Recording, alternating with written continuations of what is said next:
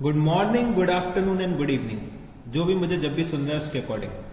तो बच्चे आज हम लोग अपने लेक्चर नंबर 3 पे आ चुके हैं। लेक्चर नंबर 3 और हम लोग पढ़ रहे थे रिटायरमेंट ऑफ अ पार्टनर के बारे में। तो बच्चे रिटायरमेंट ऑफ अ पार्टनर के बारे में फर्स्ट लेक्चर में हम लोगों ने रीवैल्यूएशन के बारे में डिस्कस किया, न्यू प्रॉफिट शेयरिंग रेशियो कैसे निकालते हैं वो डिस्कस करा, गेनिंग रेशियो का हमें कैलकुलेशन कैसे करना होता है ये भी हम लोगों ने फर्स्ट लेक्चर में डिस्कस करा था। रिजर्व्स को हमें डिस्ट्रीब्यूट करना पड़ेगा, गुडविल हम कैसे डिस्ट्रीब्यूट करते हैं, ये सब चीजें हम लोगों ने फर्स्ट लेक्चर में सीखी थी और हम लोगों ने काफी क्वेश्चंस भी डिस्कस करे थे फर्स्ट लेक्चर में। फिर बच्चे जब हम लोग सेकेंड लेक्चर में आए थे तो हम लोग फुल फ्लेजेड क्वेश्चंस में आ चुके थे। तो फुल फ्लेजेड क्वेश्चंस में मैंने आपको एक ऑर्डर बताया था कि भाई इस ऑर्डर को अगर आप लोग फॉलो करोगे तो आप सारे के सारे क्वेश्चंस रिटायरमेंट के कर लोगे। तो सबसे पहले हमें रिवैल्यूएशन करना होता है, फिर उसके बाद रिजर्व्स, एक्यूमुलेटेड प्रॉफिट या लॉसेस या फिर डेफर्ड रेवेन्यू एक्सपेंडिचर्स का ट्रीटमेंट करना होता है, गुडविल का डिस्ट्रीब्यूशन करना होता है। तो अगर बैलेंस शीट में गुडविल आ रही है तो मेरे को राइट ऑफ करना है, और साथ ही साथ जो भी गुडविल ऑफ द फर्म दे रखी है तो मेरे को अपने सेक्रीफाइसिंग पार्टनर्स को पेमेंट करना पड़ेगा। तो गेनिंग पार्टनर्स सेक्रीफाइसिंग पार्टनर्स को पेमेंट करते हैं। तो गुडविल के पेमेंट के बाद अदर कोई एडजस्टमेंट दे रखी है रिटायरिंग पार्टनर से रिलेटेड, तो वो हम लोग एडजस्ट कर देंगे रिटायरिंग पार्टनर के कैपिटल अकाउंट में। फिर हम लोग क्या करेंगे, रिटायरिंग पार्टनर का पेमेंट कर देंगे। तो हो सकता है हम लोग कैश में पेमेंट करें, हो सकता है हम लोग लोन अकाउंट के थ्रू पेमेंट करें, हो सकता है हम लोग पार्ट कैश में करें और पार्ट हम लोग लोन अकाउंट में ट्रांसफर करें। ये सब चीजें हम लोगों ने लास्ट क्लास में देखी थी। फिर रिटायरिंग पार्टनर का पेमेंट के बाद बच्चे हमें क्या करना पड़ता है, कुछ अदर एडजस्टमेंट्स करनी पड़ती हैं अपने कॉन्टिन्यूइंग पार्टनर्स की। तो अदर एडजस्टमेंट्स में हम लोगों ने कैपिटल एडजस्टमेंट लास्ट क्लास में शुरू कर लिया था और हम लोगों ने केस नंबर 1 भी कंप्लीट कर लिया था कैपिटल एडजस्टमेंट का। तो केस नंबर 1 में हम लोगों ने सीखा था कि जब कभी भी total capital of the new firm दे रखी है तो मेरे को उसको डिवाइड करना है in the new ratio of the continuing partners, और जो भी उनके एडजस्टेड कैपिटल बैलेंसेस निकल के आ रहे हैं वो मेरे को कंपेयर करने हैं न्यू कैपिटल से, और जो भी सरप्लस या डेफिशिएंसी होगा वो बच्चे हम लोग कैश में या फिर करंट अकाउंट के थ्रू सेटल ऑफ कर लेंगे। तो ये बच्चे हम लोगों ने केस 1 पढ़ लिया था लास्ट क्लास में, और बच्चे मैंने आपसे कहा था कि बाकी केसेस आज हम लोग लेक्चर नंबर 3 में डिस्कस करेंगे। तो अब चलो हम लोग स्टार्ट करते हैं केस नंबर 2 को। तो मेरे टोटल केसेस 4 हैं, तो हम लोग केस नंबर 2 के बारे में डिस्कशन करते हैं। तो केस नंबर 2 की अगर हम लोग बात करें तो यहां पे सबसे पहले मेरे साथ लिख लेना केस नंबर 2 के बारे में। When existing partners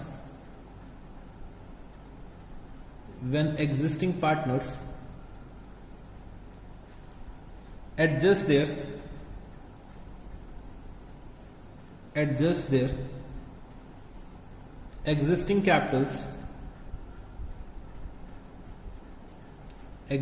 capitals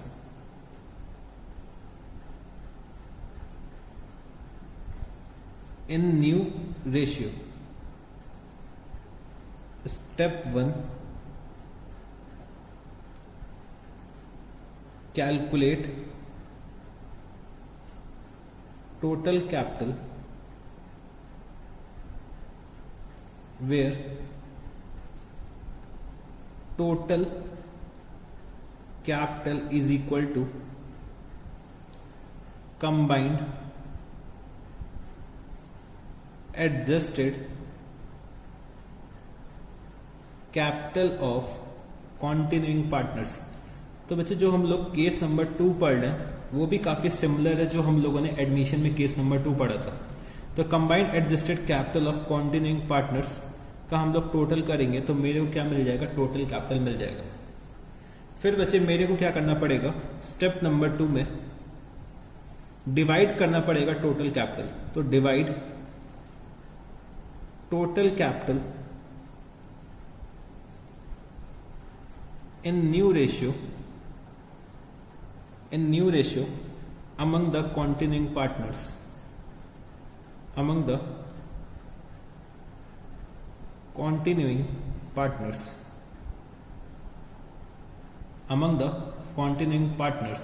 Step 3,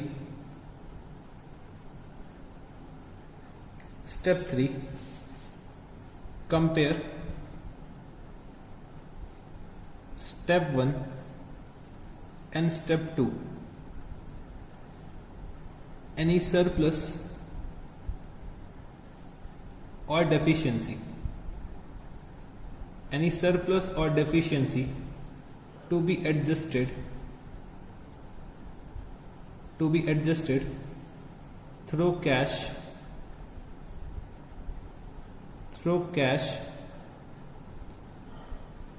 or current account. Any surplus or deficiency to be adjusted through cash or current account. ठीक है जी। तो ये मेरा केस नंबर 2 है। तो केस नंबर 2 में मैंने आपको क्या बताया कि भाई जब कभी भी एग्जिस्टिंग पार्टनर जो मेरे कॉन्टिन्यूइंग पार्टनर्स हैं उनके कैपिटल के बेसिस में मेरे को क्या करना पड़ता है, टोटल कैपिटल को एडजस्ट करना पड़ता है इन न्यू रेशियो। तब मेरे को क्या करना पड़ेगा, ये मेरा क्या है, केस नंबर 2 है। तो सबसे पहले मेरे को क्या करना पड़ेगा, total capital of new firm का कैलकुलेशन करना पड़ेगा। तो टोटल कैपिटल क्या हो जाएगा, combined adjusted capital of continuing partners. तो जो भी मेरे adjusted capital of continuing partners आएंगे, मतलब after making revaluation adjustment, reserves adjustment, treatment of accumulated profit and losses and deferred revenue expenditure, goodwill distribution, तो ये सब करने के बाद जो भी मेरा टोटल कैपिटल निकल के आएगा, मतलब एडजस्टेड कैपिटल जो मेरे इंडिविजुअल पार्टनर्स का निकल के आएगा, तो मेरे जितने भी इंडिविजुअल पार्टनर्स हैं उनके मैं कैपिटल बैलेंसेस को ऐड करूंगा तो मेरे को total capital of the new firm मिल जाएगा। Total capital of the new firm मेरे को यहाँ पे मिल जाएगा। तो total capital of the new firm जो निकल के आएगा वो बच्चे हम लोग डिवाइड कर देंगे in new ratio among the continuing partners. फिर हम लोग यहाँ पे स्टेप 1 और स्टेप 2 को कंपेयर करेंगे और जो भी सरप्लस या डेफिशिएंसी है वो हम लोग कैश से एडजस्ट कर देंगे या फिर करंट अकाउंट को यूज कर लेंगे। ठीक है जी। तो चलो अब हम लोग यहाँ पे एक एग्जाम्पल लेते हैं। एग्जाम्पल तो बच्चे हमें नंबर से जो क्वेश्चन है वो बहुत जल्दी समझ में आता है। तो यहाँ पे adjusted capital of continuing partners मेरे को दे रखी है। Adjusted capital of continuing partners A और बच्चे पी। तो एडजस्टेड कैपिटल मेरे को दे रखी है ए की 70,000 रुपीज और बी की एडजस्टेड कैपिटल दे रखी 30,000 रुपीज। ठीक है जी। इनका न्यू प्रॉफिट शेयरिंग रेशियो मेरे को दे रखा हुआ है 1:1 का। मेरे को न्यू प्रॉफिट शेयरिंग रेशियो दे रखा है 1:1 का और क्वेश्चन में लिख रखा है कि भाई मेक नेसेसरी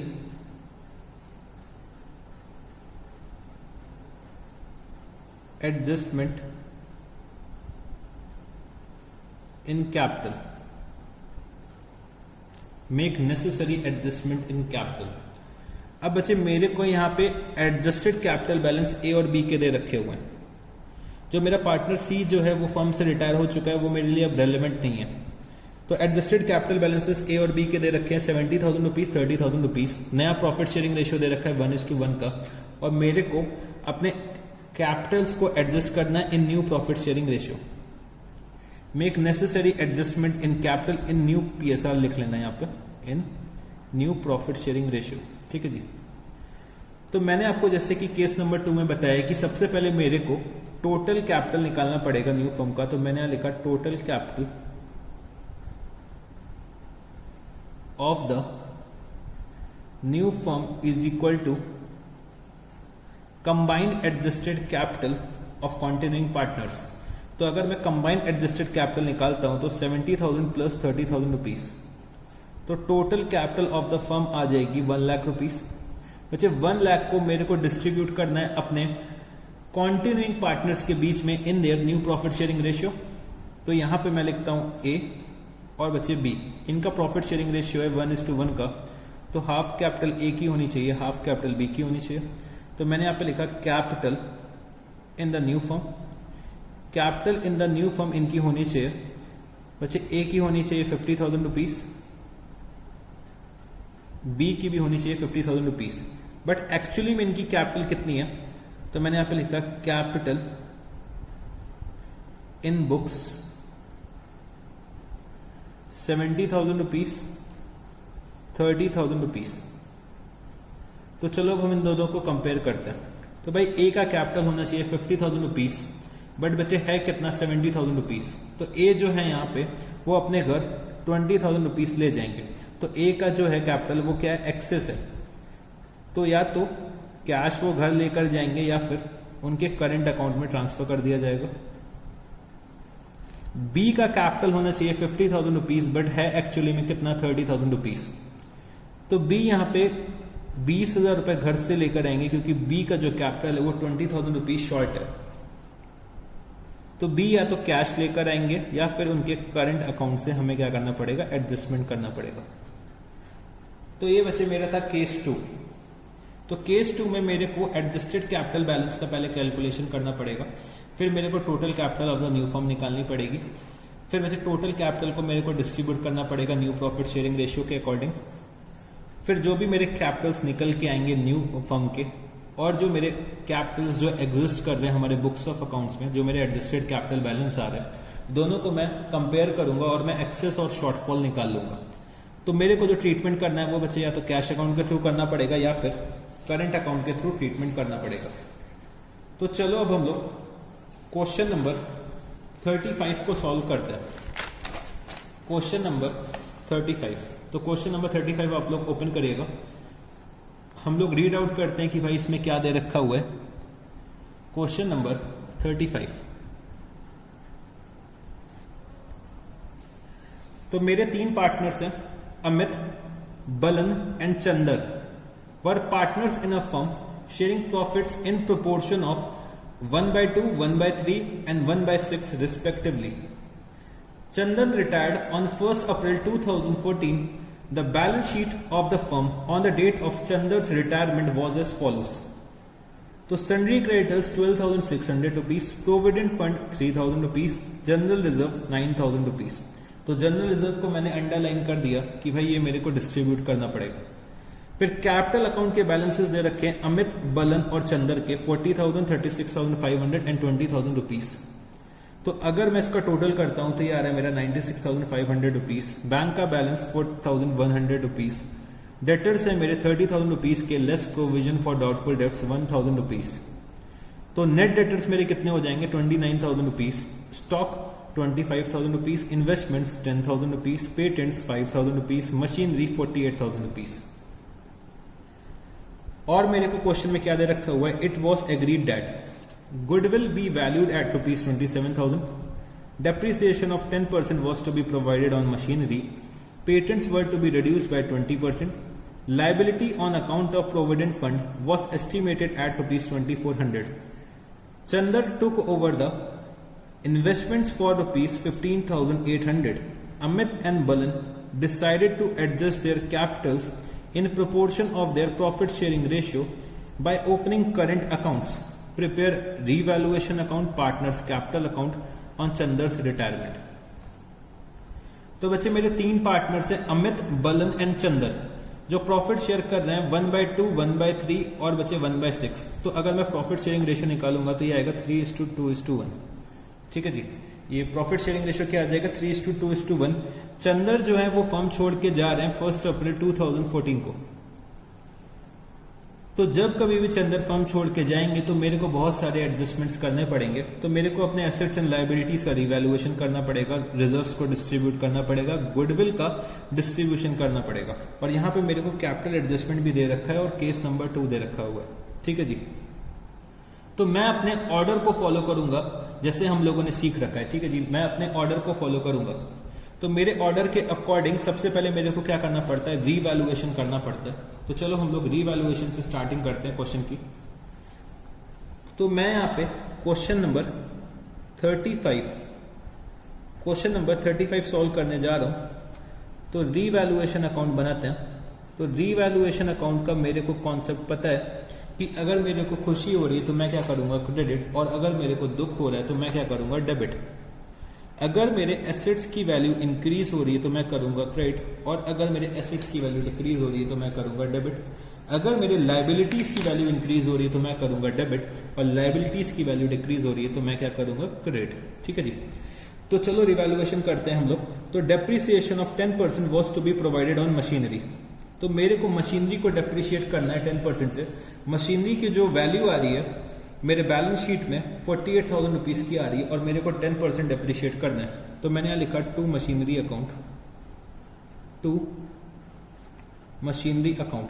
तो 48,000 का अगर मैं 10% निकालता हूं तो यह आ जाएगा 4800 rupees. Patents were to be reduce by 20%, तो मेरे को पेटेंट्स को रिड्यूस करना है 20% से, तो मैंने यहां लिखा 2 पेटेंट्स और बच्चे पेटेंट्स का अमाउंट मेरे को दे रखा है 5,000 रुपीज का और मेरे को 20% का रिडक्शन करना है। तो 5,000 का अगर मैं 20% निकालता हूं तो यह आ जाएगा 1,000 रुपीज। फिर दे रखा हुआ है liability on account of provident fund was estimated at ₹2400। तो बच्चे प्रोविडेंट फंड की लाइबिलिटी जो मेरे बैलेंस शीट में आ रही है वो कितनी आ रही है 3,000 रुपीज, और हम लोगों ने उसको री एस्टिमेट करा 2,400 रुपीज में। मेरी लाइबिलिटी जो है वो 600 रुपीज से रिड्यूस हो रही है। तो मैंने यहाँ पे क्या लिखा, by provident fund account, by provident fund account कितना 600 रुपीज।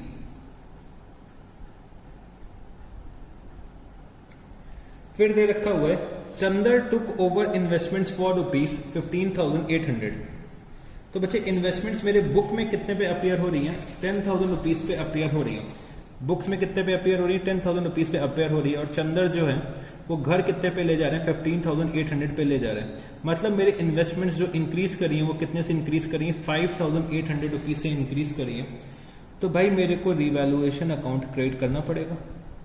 तो मैंने यहाँ पे लिखा बाय इन्वेस्टमेंट्स अकाउंट 5,800 रुपीज। तो बच्चे हम लोगों ने रिवैल्यूएशन से रिलेटेड सारे आइटम्स यहाँ पे लिख लिए। तो चलो देखते हैं कि रिवैल्यूएशन का प्रॉफिट आएगा कि लॉस आएगा। तो मेरे को लगता है कि भाई यहाँ पे प्रॉफिट आएगा तो 6,400 रुपीज। 6,400 रुपीज प्रॉफिट कितने का आएगा बच्चे, प्रॉफिट 600 रुपीज का आएगा।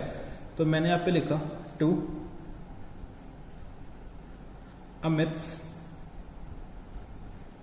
Capital account to Balan's capital account to Chander's capital account. तो इनका ओल्ड प्रॉफिट शेयरिंग रेशियो कितना है 3/6, 2/6 और बचे 1/6। प्रॉफिट आ रहा है मेरा कितना 600 रुपीज का। तो 100, 200 एंड 300 रुपीज। तो मैंने यहाँ पे रिवैल्यूएशन अकाउंट बना लिया। अब मेरे को पार्टनर्स के कैपिटल अकाउंट बनाना है। तो कैपिटल अकाउंट मेरे को बनाने हैं और मेरे 3 पार्टनर्स हैं अमित, बलन और बचे चंदर। अमित, बलन और बचे चंदर। ठीक है जी। तो फटाफट से आप लोग फॉर्मेट ड्रॉ कर लीजिएगा, फिर हम लोग स्टार्ट करते हैं। तो मैंने यहाँ पे पार्टनर्स के ओपनिंग बैलेंसेस लिख दिए। तो by balance brought down.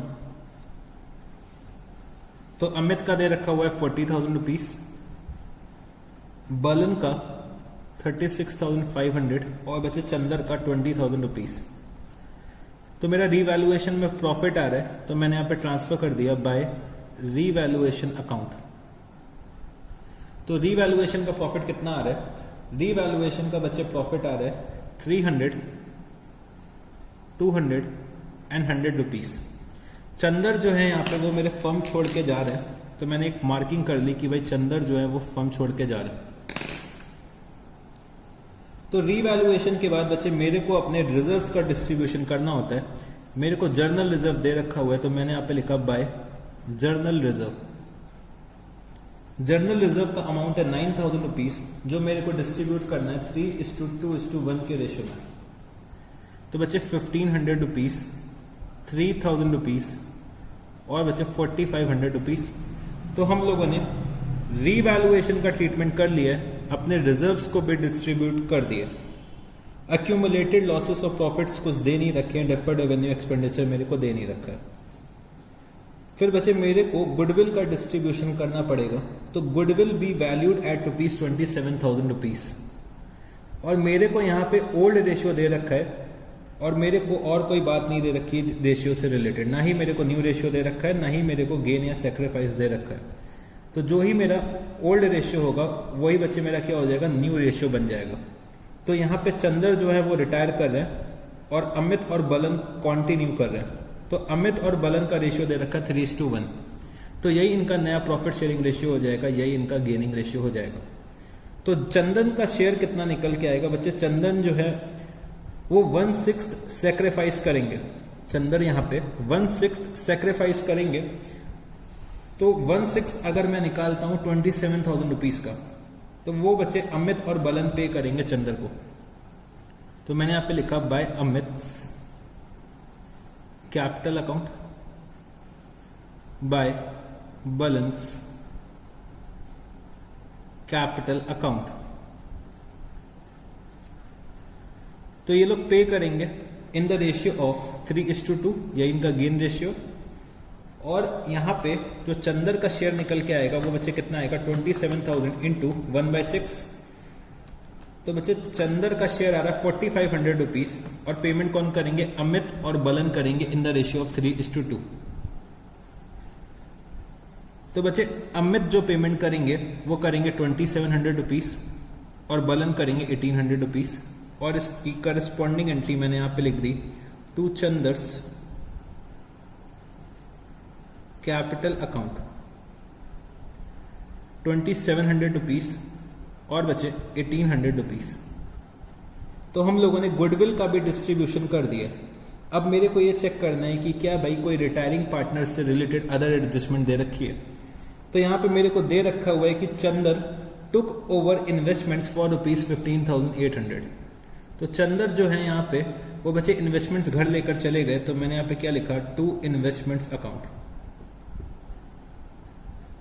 To investments account 15,800 rupees.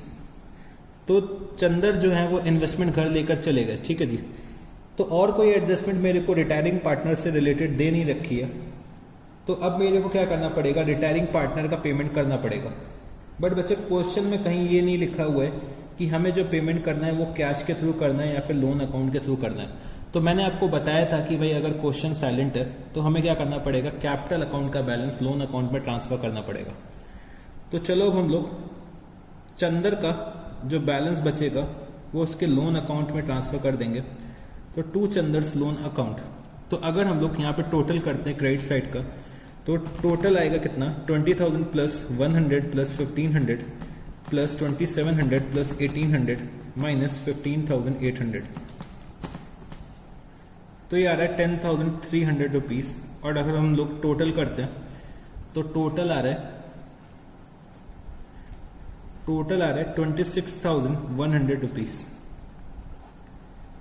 26,100 rupees. तो बच्चे हम लोगों ने रिटायरिंग पार्टनर का जो बैलेंस है वो लोन अकाउंट में ट्रांसफर कर दिया। अब हम लोग देखते हैं कि भाई कोई कॉन्टिन्यूइंग पार्टनर से रिलेटेड अदर एडजस्टमेंट तो नहीं दे रखी है।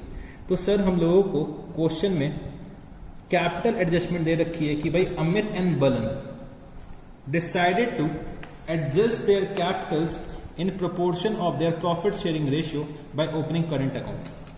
तो अमित और बलन अपने कैपिटल को एडजस्ट कर रहे हैं in proportionate to their new profit sharing ratio. In proportionate to their new profit sharing ratio ये लोग अपने कैपिटल्स को एडजस्ट कर रहे हैं। तो मेरे को यहाँ पे एक वर्किंग नोट बनाना पड़ेगा। तो वर्किंग नोट में सबसे पहले मेरे को कंबाइंड एडजस्टेड कैपिटल दोनों के पार्टनर्स की चाहिए होंगी। तो मैंने यहाँ पे लिखा combined adjusted capital, combined adjusted capital of Amit Balan. तो अगर मैं इनके एडजस्टेड कैपिटल बैलेंसेस निकालता हूं तो कितना आ जाएगा? 40,000 प्लस 300 प्लस 4,500 माइनस 2,700। तो अगर हम लोग ये कैलकुलेट करते हैं तो ये कितना आएगा? ये आ जाएगा बच्चे, अमित का आ जाएगा 42,100 रुपीज। और अगर हम लोग बलन का कैलकुलेट करते हैं तो 36,500 प्लस 200 प्लस 3,000 रुपीज। तो ये कितना आ जाएगा? माइनस 1,800 रुपीज भी करना पड़ेगा हमें। तो ये आ रहा है 37,900 रुपीज। टोटल करेंगे तो इसका आ जाएगा कितना? 42,100 प्लस 37,900। टोटल अगर हम लोग निकालते हैं इसमें तो टोटल मेरा आ जाएगा 80,000 रुपीज। तो total capital of the new firm कितनी हो जाएगी? Capital of new firm,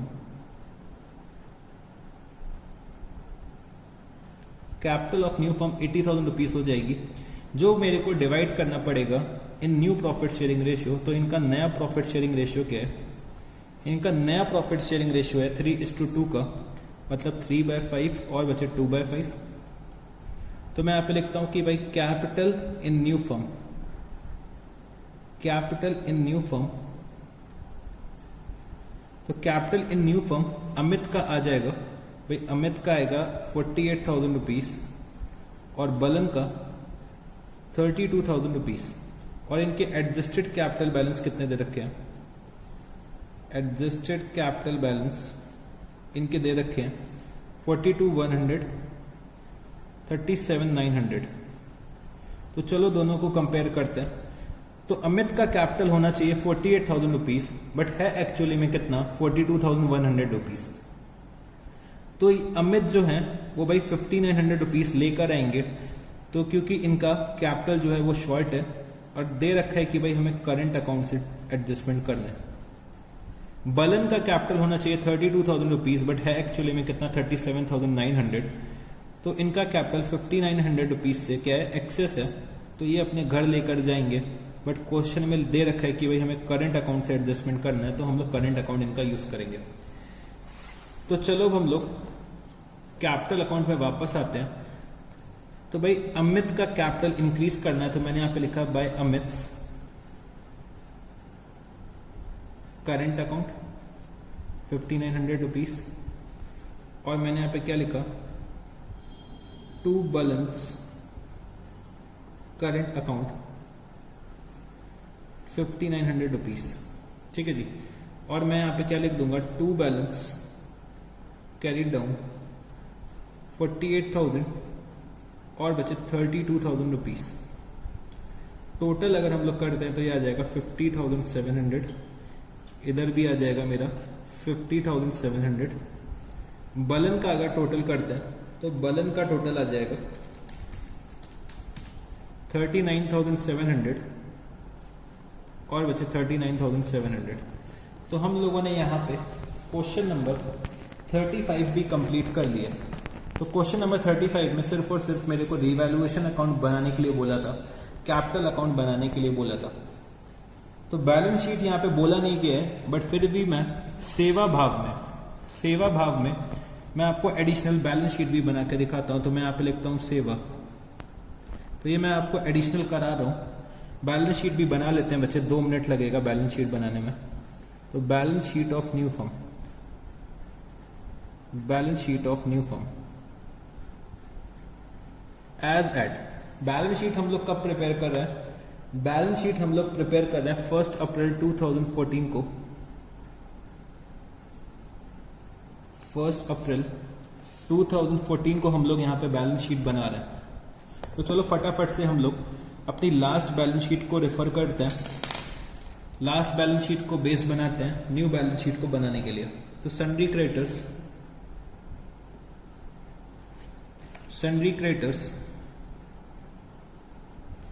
12,600 rupees. Provident fund की लायबिलिटी बच्चे डिक्रीज हो गई थी, तो प्रोविडेंट फंड का बैलेंस आएगा 2,400 रुपीज। ठीक है जी, 2,400 रुपीज। फिर बच्चे कैपिटल के बैलेंसेस अभी अभी मैंने कैलकुलेट करें, तो अमित और बलन 48,000, 32,000 रुपीज, टोटल कितना हो जाएगा 80,000 रुपीज। फिर हम लोगों ने एक चंदर का लोन अकाउंट ओपन करा था, चंदर्स लोन 10,300। और बच्चे बलन का करंट अकाउंट ओपन करा है, तो बलन को हम लोगों ने पेमेंट करना है। बलन को पेमेंट कितने का करना पड़ेगा? 5,900 रुपीज का करना पड़ेगा, तो वो भी मैंने यहाँ पे लिख दिया। अब हम लोग अपने अगर एसेट्स को देखते हैं, तो मैंने यहाँ पे लिखा बैंक। तो बैंक बैलेंस में कोई भी चेंज नहीं है, 4,100 रुपीज। डेटर्स 30,000 माइनस प्रोविजन, तो प्रोविजन में भी कोई चेंज नहीं है। तो ये हो जाएगा 29,000 रुपीज। स्टॉक में भी कोई चेंज नहीं है, 25,000 रुपीज।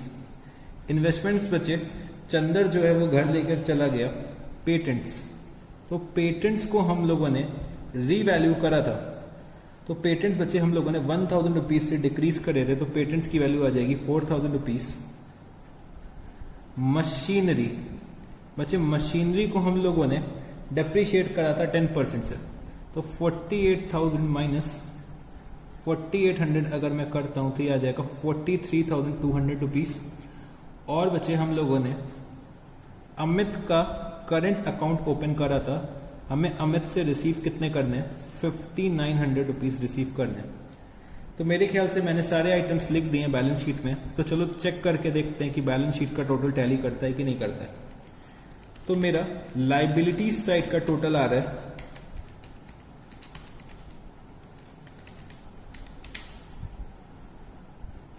1,11,200 रुपीज। और अगर मैं अपने एसेट साइड का टोटल करता हूं तो एसेट साइड का भी सेम टोटल आ रहा है।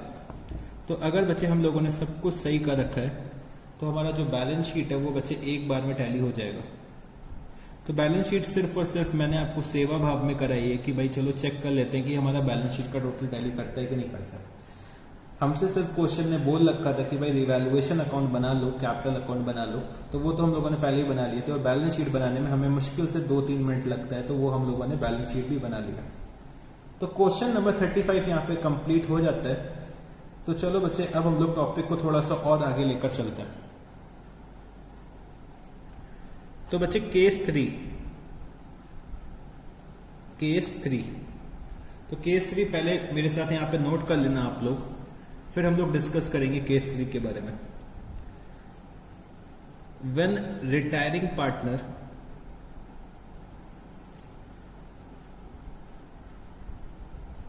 is paid in cash, when retiring partner is paid in cash brought in by remaining partners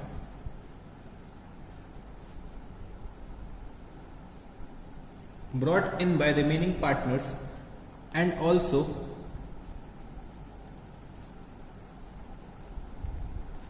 their capital is to be adjusted.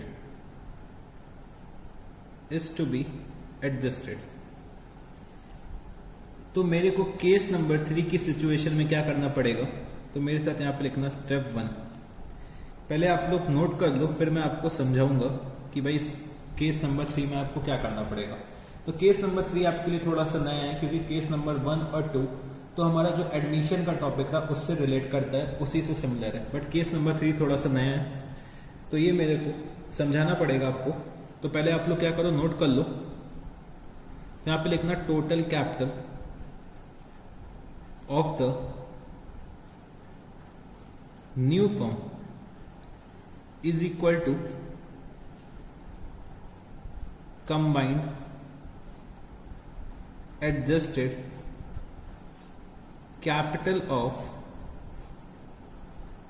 remaining partners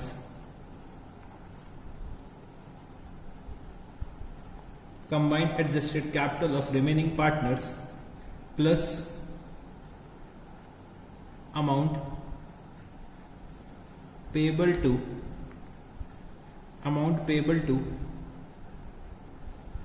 retiring partner, amount payable to retiring partner. ठीक है जी, तो ये तो हो गया मेरा step number 1। इसमें हम लोग क्या कर रहे हैं, टोटल कैपिटल फर्म की कैलकुलेट कर रहे हैं। फिर स्टेप नंबर 2 में divide the total capital,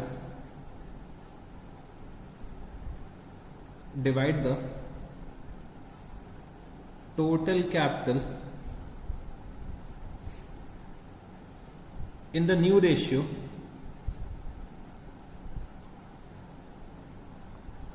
new ratio among the continuing partners तो बच्चे मेरे को टोटल कैपिटल को क्या करना है, डिवाइड करना है among the continuing partners in their new ratio. ठीक है जी। तो स्टेप 2 तो देखोगे तो भाई सारे के सारे केस में सेम ही रहता है। स्टेप 3 में हम लोग क्या करते हैं, स्टेप 3 में बच्चे हम लोग यहां पे कंपेयर करते हैं, compare step 2 and adjusted capital of continuing partners।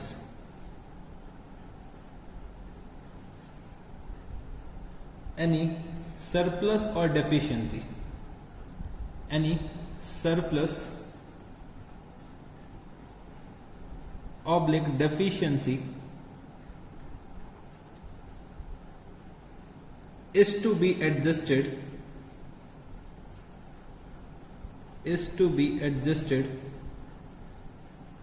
through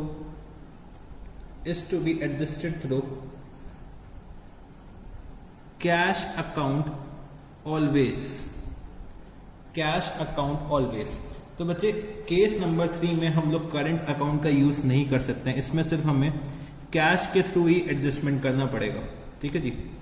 मैं यहाँ पे इसको बॉक्स में डाल देता हूं कि भाई हमेशा हम लोग कैश अकाउंट से एडजस्टमेंट करेंगे, और मैं यहाँ पे लिख देता हूं करंट, और मैं इसमें गोला बना देता हूं और क्रॉस बना देता हूं। ठीक है कि करंट अकाउंट हम लोग यहाँ पे यूज नहीं कर सकते। अब चलो इसको समझने की कोशिश करते हैं। तो केस नंबर 3 में मैंने यहाँ पे लिखवाया कि भाई हमारा जो रिटायरिंग पार्टनर है वो फर्म छोड़ के जा रहा है, तो भाई हमें उसको पेमेंट करना है कैश में। तो when retiring partner is paid in cash, तो भाई रिटायरिंग पार्टनर को कैश पे करने के लिए क्या करना पड़ेगा, भाई हमारे जो रिमेनिंग पार्टनर्स हैं, जो हमारे कॉन्टिन्यूइंग पार्टनर्स हैं, वो अपने घर से कैश लेकर आएंगे। फर्म के पास पैसा ही नहीं है तो भाई रिटायरिंग पार्टनर को पे कैसे करेगी। हमारे जो रिमेनिंग पार्टनर्स हैं, कॉन्टिन्यूइंग पार्टनर्स हैं, वो अपने घर से पैसा लेकर आएंगे और हम लोग क्या करेंगे, रिटायरिंग पार्टनर को पेमेंट कर देंगे।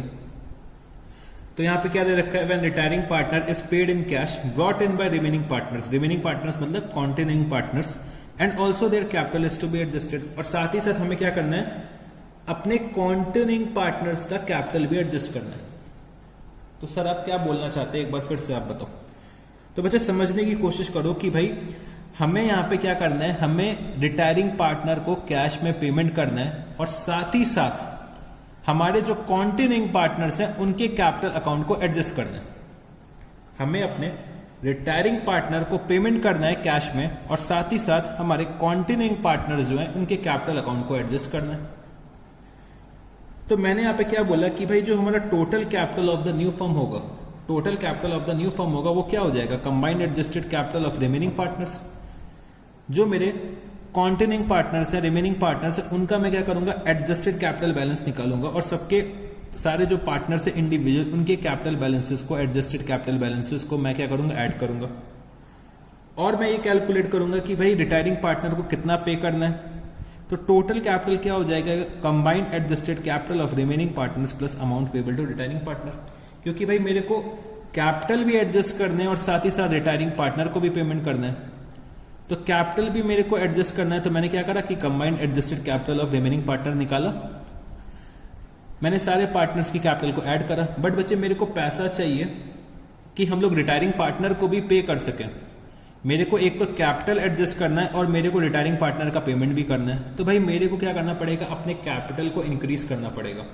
अभी तक हम लोग केस 2 में क्या करते थे भाई, इसी के बेसिस में, जो कंबाइंड एडजस्टेड कैपिटल के बेसिस में हम लोग टोटल कैपिटल निकाल लेते थे। बट बच्चे अब मेरे को कैपिटल को अपने इंक्रीज करना पड़ेगा, क्योंकि मेरे को कैश में पेमेंट करना है रिटायरिंग पार्टनर को। तो कैश में अगर पेमेंट करना है तो जो हमारे कॉन्टिन्यूइंग पार्टनर्स होंगे वो भाई घर से जब कैश लेकर आएंगे तभी तो पेमेंट कर पाएंगे, और जब वो लोग कैश लेकर आएंगे, मेरे कॉन्टिन्यूइंग पार्टनर्स कैश लेकर आएंगे, तो उनके कैपिटल इंक्रीज होंगे। तो इसीलिए मैंने क्या करा, total capital of the new firm में मैंने क्या लिख दिया, amount payable to retiring partner. तो कंबाइंड एडजस्टेड कैपिटल में मैं ऐड करूंगा amount payable to retiring partner. फिर जो भी मेरा टोटल कैपिटल आएगा वो बच्चे मैं न्यू रेशियो में डिवाइड कर दूंगा अमंग द कॉन्टिन्यूइंग पार्टनर्स। फिर भाई जो भी न्यू कैपिटल मतलब capital in the new firm उनका निकल के आएगा, और मैं क्या करूंगा, एडजस्टेड कैपिटल बैलेंस जो भी उनके आ रहे हैं कॉन्टिन्यूइंग पार्टनर्स की कंपेयर करूंगा, जो भी सरप्लस या डेफिशिएंसी हम लोग कैश में एडजस्ट करेंगे। तो मेरे को यहाँ पे कैश की जरूरत है, तो भाई हम लोग करंट अकाउंट तो यूज ही नहीं कर सकते ना, इसीलिए मैंने यहाँ पे आपको करंट अकाउंट लिखवा दिया और लिखा है कैश अकाउंट ऑलवेज। तो मेरे ख्याल से ये चीज समझ में आ गई होगी। अगर नहीं समझ में आई तो चलो अब हम लोग एक एग्जाम्पल लेते हैं, क्योंकि हमें फिगर से जल्दी समझ में आता है। तो एग्जाम्पल, भाई जो हमारा रिटायरिंग पार्टनर है, मान लेते हैं बी जो है वो हमारा रिटायरिंग पार्टनर है, फर्म छोड़ के जा रहा है, बी को पेमेंट करना है मेरे को 1 लाख रुपीस का, ठीक। Adjusted capital balance, adjusted capital balance A और सी के दे रखे हुए हैं, ए और सी के एडजस्टेड कैपिटल बैलेंस दे रखे हैं। तो ए का दे रखा हुआ है 1,60,000 रुपीस, सी का दे रखा हुआ है 1,40,000 रुपीस, बी का 1 लाख रुपीस दे रखा है और ए और सी का 1,60,000 एंड 1,40,000 रुपीस दे रखा है। ए और सी का नया प्रॉफिट शेयरिंग रेशियो क्या है? 1:1 का नया प्रॉफिट शेयरिंग रेशियो दे रखा हुआ है। अब क्वेश्चन में ये दे रखा हुआ है कि भाई हमें जो है अपने पार्टनर्स के कैपिटल अकाउंट को एडजस्ट करना है और साथ ही साथ बी को पेमेंट करना है। तो मैं यहां पे क्या लिखता हूं, मैं यहां पे लिख देता हूं कि भाई this amount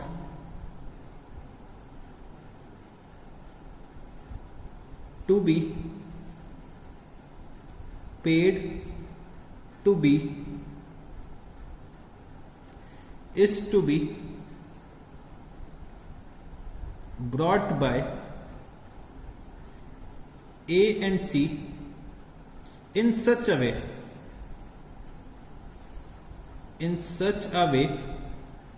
that their capitals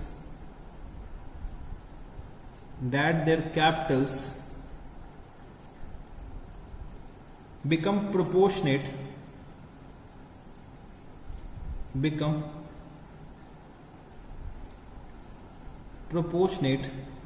to their new profit sharing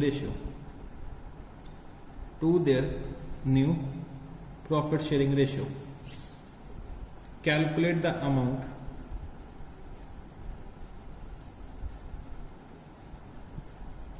to be brought in or to be paid to partners। तो ये मेरे को क्वेश्चन दे रखा हुआ है कि भाई बी को पेमेंट करना है 1 लाख रुपीस का, एडजस्टेड कैपिटल बैलेंस ए और सी का दे रखा है 1,60,000 रुपीस, 1,40,000 रुपीस। इनका नया प्रॉफिट शेयरिंग रेशियो दे रखा हुआ है 1:1 का, और मेरे को क्वेश्चन में क्या बोला गया है, this amount to be paid to P, मतलब दिस अमाउंट का मतलब 1 lakh rupees to be paid to be is to be brought by A and C in such a way that their capital becomes proportionate to their new profit sharing ratio।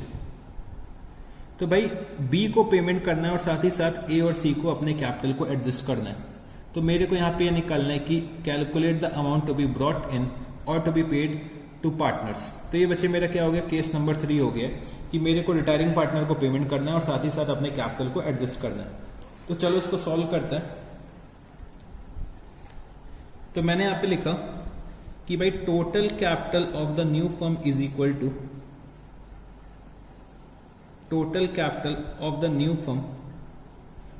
Equal to combined adjusted capital of continuing partners. Continuing partners कौन है? ए और सी है। ए और C के balances कितने आ रहे हैं? 1,60,000 rupees, 1,40,000 rupees. तो इनके एडजस्टेड कैपिटल बैलेंसेस को मैंने कंबाइन कर लिया, plus amount payable to retiring partner. Amount कितना पे करना है हमें रिटायरिंग पार्टनर को? 1 lakh rupees. Total capital of the new firm कितना हो जाएगा? टोटल कैपिटल हो जाएगा 4 लाख रुपीस। बच्चे 4 लाख को मेरे को डिस्ट्रीब्यूट करना है ए और सी में in there new profit sharing ratio. जो उनका प्रॉफिट शेयरिंग रेशियो न्यू कितना है? 1/2। तो मैंने यहाँ पे क्या लिखा? Capital in the new firm capital in the new firm, तो ए का शेयर बनेगा 2 लाख, सी का शेयर बनेगा कैपिटल में 2 लाख रुपीस। इनके एक्चुअली में क्या बैलेंसेस चल रहे हैं, तो मैंने यहाँ पे लिखा adjusted balances, adjusted capital balances, adjusted capital balances जो इनके चल रहे हैं 1,60,000 और बचे 1,40,000 रुपीस। तो चलो अब हम लोग इन दोनों कैपिटल बैलेंसेस को कंपेयर करते हैं। तो ए का कैपिटल जो है वो बचे 2 लाख रुपीस होना चाहिए, बट है एक्चुअली में कितना 1,60,000 रुपीस। तो ए जो है वो घर से 40,000 रुपीस लेकर आएंगे क्योंकि 40,000 रुपीस से शॉर्ट है, और ये जो पैसा लेकर आएंगे बच्चे वो कैश में लेकर आएंगे। केस नंबर 3 में हम लोग करंट अकाउंट यूज नहीं कर सकते, तो ये कैश में अपने घर से 40,000 लेकर आएंगे। सी का कैपिटल 2 लाख रुपीस होना चाहिए, बट है एक्चुअली में कितना 1,40,000 रुपीस। तो सी का कैपिटल 60,000 रुपीस शॉर्ट है, सी अपने घर से कैश लेकर आएंगे कितना 60,000 रुपीस। तो ये हो गया बच्चे कैपिटल एडजस्टमेंट। तो ए और सी अपने घर से लेकर आएंगे 40,000 रुपीस एंड 60,000 रुपीस। तो ये बच्चे मेरा एग्जाम्पल का सॉल्यूशन हो गया। तो ये बच्चे ऐसे मेरा होता है केस नंबर 3, जब हमें रिटायरिंग पार्टनर को पेमेंट करना होता है, साथ ही साथ हमें क्या करना पड़ता है, अपने कैपिटल को एडजस्ट करना पड़ता है। तो केस नंबर 3 जो होता है बच्चे मेरा यहाँ पे कंप्लीट हो जाता है। तो चलो एक क्वेश्चन दे रखा है मैंने क्वेश्चन बैंक में, वो हम लोग डिस्कस कर लेते हैं। Question number 36, X, Y and Z are partners sharing profits in the ratio of 5:3:7. X retires from the firm. Y and Z decided to share future profits in the ratio of 2:3. The adjusted capital accounts of Y and Z showed balance of rupees 49,500, 1,05,750 respectively. The total amount to be paid to X is rupees 1,35,750. This amount is to be paid by Y and Z in such a way that their capitals become proportionate to their new profit sharing ratio. Calculate the amount to be brought in or to be paid to partners. तो बच्चे अभी हम लोगों ने जो example करा था उससे बिल्कुल सिमिलर क्वेश्चन है। यहाँ पे 3 पार्टनर्स है X, Y और Z जो प्रॉफिट शेयर कर रहे हैं 5:3:7 के रेशियो में, और यहाँ पे X रिटायर हो रहे हैं फर्म से, Y और Z का नया प्रॉफिट शेयरिंग रेशियो दे रखा है 2:3 का। इनके एडजस्टेड कैपिटल बैलेंसेस दे रखे हैं 49,500 और बचे 1,05,750। X को जो पेमेंट करना है वो बचे 1,35,750 है। This amount is to be paid by Y and Z। तो बचे जो 1,35,750 है वो Y और Z पेमेंट करेंगे in such a way that their capital becomes proportionate to the new profit sharing ratio. तो हम लोग यहाँ पे केस नंबर 3 को सॉल्व करने जा रहे हैं जो हमारा क्वेश्चन नंबर 36 में है। तो मैंने लिखा क्वेश्चन नंबर 36। सबसे पहले मैं क्या कैलकुलेट करूंगा, total capital of the new firm. Total capital of the new firm is equal to combined adjusted capital of continuing partners. तो यहां पे Y का बैलेंस दे रखा हुआ है 49,500, Z का दे रखा हुआ है 1,05,750 plus amount payable to retiring partner, amount payable to retiring partner है 1,35,750। तो टोटल कैपिटल कितना आ जाएगा 49,500 प्लस 105,750 प्लस 135,750, ये आ जाएगा बच्चे 2,91,000 रुपीस। तो अब Y और Z जो है वो फर्म को कंटिन्यू कर रहे हैं और इनका न्यू प्रॉफिट शेयरिंग रेशियो दे रखा है 2:3, मतलब 2/5 और बचे 3/5। Capital in the new firm, capital in the new firm अगर मैं कैलकुलेट करता हूं तो मेरे को 2,91,000 रुपीस डिस्ट्रीब्यूट करना है 2:3 के रेशियो में। तो ये आ जाएगा 1,16,400 और बचे ये आ जाएगा 1,74,600। और मैंने यहाँ पे लिखा adjusted capital balance, adjusted capital balance Y और Z का दे रखा हुआ है 49,500, 105,750। तो अगर हम लोग कंपेयर करते हैं तो Y का कैपिटल होना चाहिए 1,16,400 रुपीस, है कितना 49,500 रुपीस। तो y जो है वो अपने घर से लेकर कितना आएंगे, y जो है वो लेकर आएंगे बच्चे 66,900 रुपीज। y का जो कैपिटल है वो शॉर्ट है 66,900, तो ये कैश लेकर आएंगे। z जो है यहाँ पे हमारे वो बच्चे उनका कैपिटल होना चाहिए 1,74,600, बट है एक्चुअली में कितना 1,05,750। तो x का जो z का जो कैपिटल शॉर्ट है वो कितना है 68,850। तो z जो है वो कैश लेकर आएंगे 68,850 और इनका भी कैपिटल शॉर्ट है। अच्छा बच्चे, इस क्वेश्चन में अगर आप लोगों को कभी चेक करना है कि हम लोगों ने सही करा है कि नहीं करा है, तो इसकी मैं आपको एक ट्रिक बताने जा रहा हूं। जो बच्चे यहाँ पे शॉर्ट निकल जाएगा, जब कभी भी देखना कि अगर हमें पेमेंट करना है रिटायरिंग पार्टनर को, तो भाई पेमेंट करना है अगर रिटायरिंग पार्टनर को और साथ ही साथ कैपिटल को एडजस्ट करना है, तो हमेशा मेरे पास जो कैपिटल होगा वो बच्चे शॉर्ट होगा। भाई 1,35,000 रुपए घर से लेकर आने हैं, तो भाई कॉमन सी बात है कि मेरा कैपिटल जो होगा वो शॉर्ट होगा। तो हमेशा देखना कि केस नंबर 3 में शॉर्ट ही निकल के आएगा दोनों पार्टनर्स के केस में।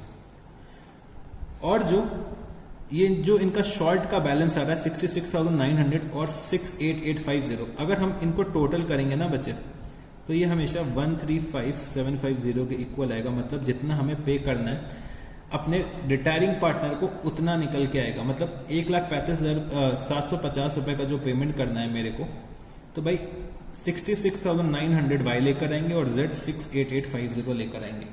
तो हमेशा टोटल जो है वो बच्चे किसके बराबर हो जाएगा, amount payable to retiring partner के बराबर हो जाएगा। तो ये क्या है, एक तरीके की ट्रिक है, चाहो तो इसको नोट भी कर लो। Note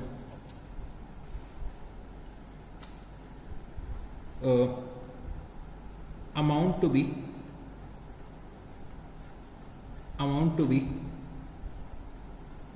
brought by continuing partner in case 3 shall be equal to amount payable to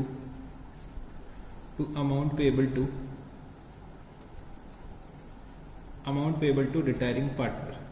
ठीक है जी। तो चलो अब हम लोग टॉपिक को थोड़ा सा और आगे लेकर चलते हैं। तो अब बच्चे हम लोग केस 4 के बारे में डिस्कस करते हैं। तो सबसे पहले मेरे साथ लिखना है यहाँ पे केस 4 के बारे में। Case 4, when retiring partner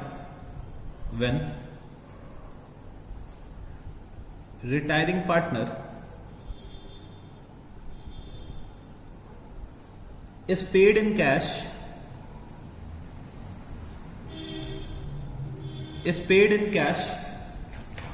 brought in by remaining partners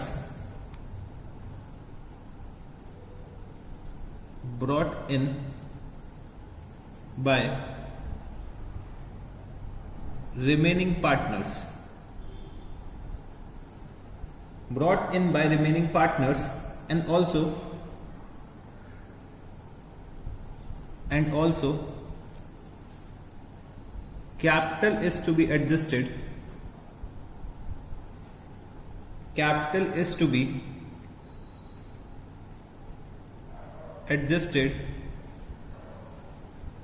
along with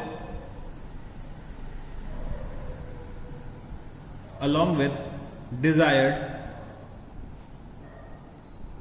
cash or bank balance,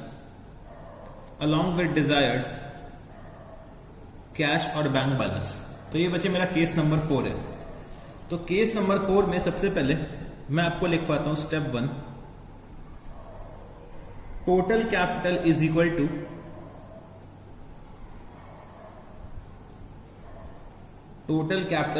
to combined adjusted capital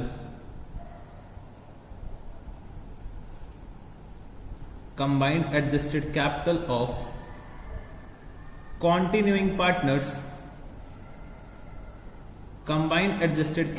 continuing partners plus amount payable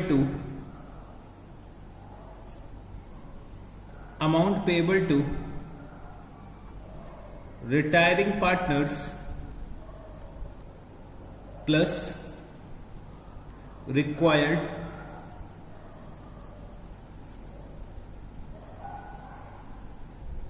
bracket में डिजायर्ड कैश और bank balance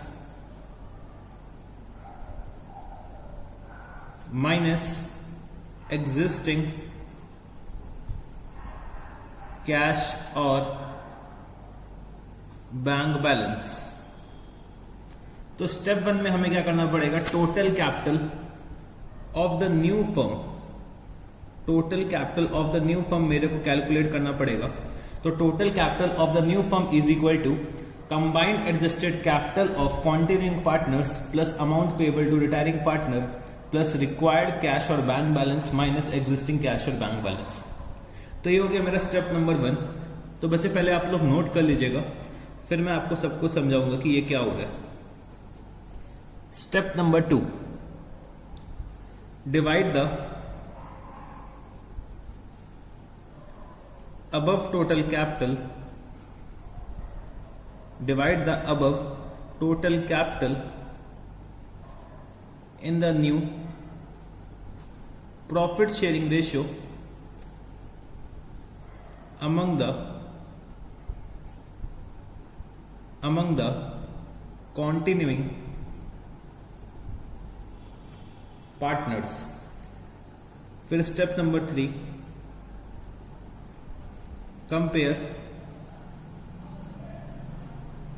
compare step 1 compare step 2 and combined and adjusted, compare step 2 and adjusted capital balance, any surplus or deficiency, any surplus or deficiency is to be adjusted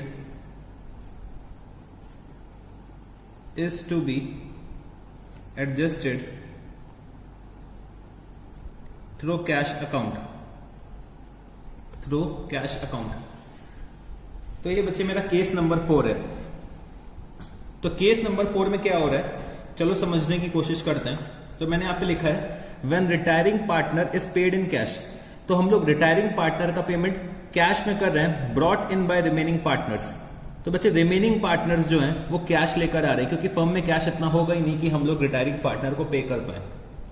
तो जैसे कि हम लोगों ने case number 3 करा था, case number 3 में हमने क्या करा था भाई, रिटायरिंग पार्टनर को कैश में पेमेंट करना है और जो हमारे कॉन्टिन्यूइंग पार्टनर्स हैं वो घर से कैश लेकर आ रहे हैं और साथ ही साथ क्या कर रहे हैं, अपने कैपिटल को भी एडजस्ट कर रहे हैं। तो यहां पे भी देखो कि तो मैंने यहाँ पे लिख रखा है and also capital is to be adjusted. तो हम लोग यहाँ पे क्या कर रहे हैं, रिटायरिंग पार्टनर को पेमेंट कर रहे हैं कैश में और साथ ही साथ हम लोग कॉन्टिन्यूइंग पार्टनर्स के कैपिटल अकाउंट को भी एडजस्ट कर रहे हैं।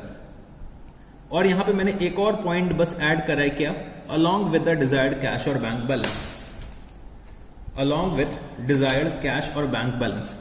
तो अगर बच्चे इतनी लाइन को हम लोग अगर रिमूव कर दें, इतनी लाइन को अगर हम लोग रिमूव कर दें तो ये भाई हमारा लास्ट केस ही तो बन जाएगा। केस नंबर 3 में मैंने आपको यही तो लिखाया था कि when retiring partner is paid in cash brought in by remaining partners and also capital is to be adjusted. ये मेरा क्या था, केस 3। इसमें बच्चे मैंने एक लाइन और ऐड कर दी, अलॉन्ग विथ डिजायर्ड कैश और बैंक बैलेंस। तो बच्चे हमें क्या करना है, रिटायरिंग पार्टनर को कैश में पेमेंट करना है, साथ ही साथ हमें क्या करना है, हमारे जो कॉन्टिन्यूइंग पार्टनर्स हैं उनके कैपिटल अकाउंट को एडजस्ट करना है और एक हमें डिजायर्ड कैश और बैंक बैलेंस भी मेंटेन करना है। तो जैसे कि मैंने सोच रखा है कि भाई जो मेरे पार्टनर हैं बी, वो फर्म छोड़ के जा रहा है, तो मेरे को उनको पेमेंट करना है, साथ ही साथ ए और सी को अपने कैपिटल को मेंटेन करना है न्यू प्रॉफिट शेयरिंग रेशियो में।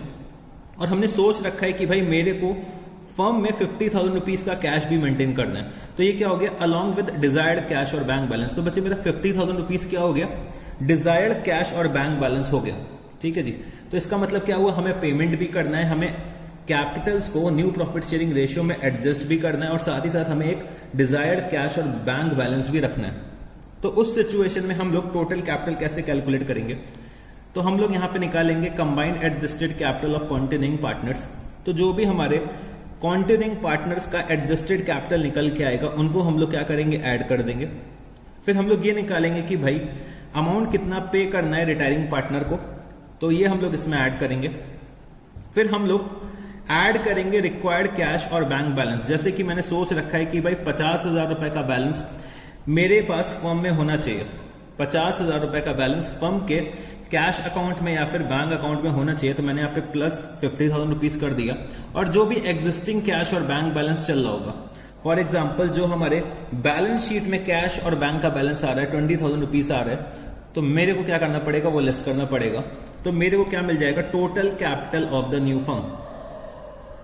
टोटल कैपिटल जैसे ही मेरे को मिल जाएगा, मेरे को टोटल कैपिटल को डिवाइड करना है in new profit sharing ratio among the continuing partners. तो बच्चे स्टेप 2 अगर आप लोग देखोगे तो केस 1, 2, 3 और 4 का सबका स्टेप 2 जो है वो कॉमन है, और स्टेप 3 भी देखोगे तो स्टेप 3 भी अप्रोक्स कॉमन है सबका। तो स्टेप 3 में हम लोग क्या कर रहे हैं, स्टेप 2 का जो कैपिटल निकल के आ रहा है, मतलब कॉन्टिन्यूइंग पार्टनर्स का capital in the new firm जो निकल के आ रहा है, उसको हम लोग कंपेयर किससे करेंगे, एडजस्टेड कैपिटल बैलेंस से कंपेयर करेंगे। और अगर कोई सरप्लस या डेफिशिएंसी आ रही है तो हमें क्या करना पड़ेगा, कैश अकाउंट से एडजस्टमेंट करना पड़ेगा। तो यहां पे भी सिर्फ और सिर्फ हम लोग कैश अकाउंट ही यूज कर सकते हैं, क्योंकि मेरे को यहां पे रिटायरिंग पार्टनर को पेमेंट भी करना है और साथ ही साथ कैश का बैलेंस मेंटेन करना है। तो हम लोग यहां पे सिर्फ कैश से ही सरप्लस या फिर डेफिशिएंसी एडजस्ट कर सकते हैं। तो मैंने यहां पे लिखा करंट अकाउंट, और मैंने यहां पे लगाया क्रॉस, और मैंने ये कर दिया ब्रैकेट में, गोले में, सॉरी। तो ये बच्चे मेरा केस 4 था। तो चलो इसको और अच्छे से समझने के लिए मैं आपको एग्जाम्पल कराने जा रहा हूं। तो हम लोग इसको एक फिगर के फॉर्म में समझने की कोशिश करेंगे, जिससे कि क्वेश्चन हमें और अच्छे से समझ में आ सके, केस हमें और अच्छे से समझ में आ जाए। तो फिगर्स बच्चे जब हम लोग लेते हैं तो हम लोगों को चीजें और जल्दी समझ में आती हैं। तो चलो एग्जाम्पल लिखना मेरे साथ यहां पे, कंबाइंड एडजस्टेड कैपिटल, या फिर मैं यहां पे लिख सकता हूं adjusted capital balance, adjusted capital balance of A and C. तो एडजस्टेड कैपिटल बैलेंस ए और सी का दे रखा हुआ है 80,000 रुपीज, 1,20,000 रुपीज, और इनका न्यू प्रॉफिट शेयरिंग रेशियो दे रखा हुआ है 1:1, और ये दे रखा हुआ है कि भाई amount payable to retiring partner, amount payable to retiring partner rupees 50,000। तो रिटायरिंग पार्टनर कौन है, मेरे बी हैं, उनको 50,000 रुपीज का पेमेंट करना है। Desired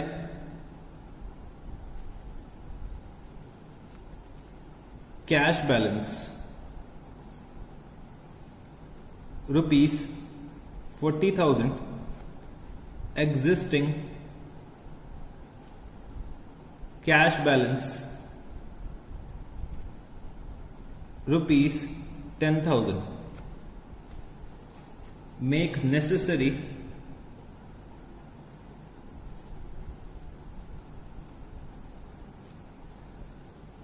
necessary adjustments in capital accounts, make necessary adjustments in capital accounts। तो ये बच्चे मेरा केस नंबर 4 है। तो केस नंबर 4 पे हम लोगों ने पढ़ा है कि भाई जब कभी भी हमें रिटायरिंग पार्टनर को पेमेंट करना है कैश में, साथ ही साथ हमें अपने कॉन्टिन्यूइंग पार्टनर्स के कैपिटल अकाउंट को एडजस्ट करना है in their new profit sharing ratio, और मेरे को एक डिजायर्ड कैश और बैंक बैलेंस चाहिए। तो बच्चे मेरे को क्या करना पड़ेगा, total capital of the new firm calculate करना पड़ेगा।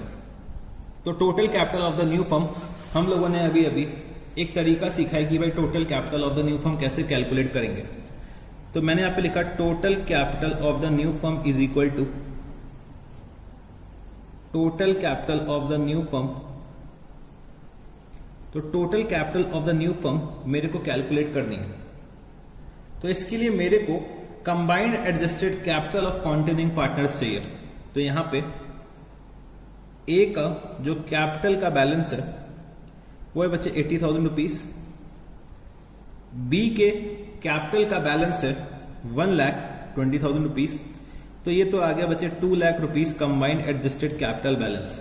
इसमें मैं क्या ऐड कर दूंगा, ये सॉरी बच्चे ये सी का दे रखा हुआ है, बी मेरे रिटायरिंग पार्टनर है, तो बी का जो अमाउंट पेबल निकल के आ रहा है, तो बी का जो अमाउंट निकल के आ रहा है, अमाउंट पेबल टू बी कर लेना इसको, amount payable to B, amount payable to B. तो अमाउंट पेबल टू बी कितना है 50,000 रुपीज। और बच्चे इसमें ऐड क्या कर देंगे, डिजायर्ड कैश और बैंक बैलेंस, डिजायर्ड कैश और बैंक बैलेंस। मैं यहां पे क्या ऐड कर दूंगा 40,000 रुपीज मेरा डिजायर्ड है, और एग्जिस्टिंग मेरा क्या है, existing cash balance, existing cash balance मेरा है 10,000 रुपीज। तो ये मैं लेस कर दूंगा। तो मेरे को यहां पे total capital of the new firm पता चल जाएगा। तो टोटल कैपिटल यहां पे कितना आ जाएगा, 2 लाख प्लस 50,000 प्लस 40,000 माइनस 10,000। तो यहां पे total capital of the new firm कितना आ जाएगा, 2,80,000 रुपीज। 2,80,000 रुपीज को मेरे को डिवाइड करना पड़ेगा in new profit sharing ratio among the continuing partners. मेरे कॉन्टिन्यूइंग पार्टनर्स हैं ए एंड सी, इनका प्रॉफिट शेयरिंग रेशियो क्या है, इक्वल, तो हाफ और बचे हाफ। तो capital in the new firm कितना हो जाएगा, capital in the new firm A का हो जाएगा 1,40,000 रुपीज, सी का हो जाएगा 1,40,000 रुपीज। और इनका एक्चुअली में कितना कैपिटल है अभी फर्म में वो मैं यहां पे लिख देता हूं। तो मैंने यहां पे लिखा adjusted capital balance, adjusted capital balance 80,000 rupees, 1,20,000 rupees. तो बच्चे ए का कैपिटल होना चाहिए 1,40,000 रुपीज, बट है कितना 80,000 रुपीज। तो ए का जो कैपिटल है वो बच्चे 60,000 रुपीज शॉर्ट है, और यहां पे सी का कैपिटल होना चाहिए 1,40,000 रुपीज, है कितना 1,20,000 रुपीज। तो सी का भी कैपिटल 20,000 रुपीज शॉर्ट है।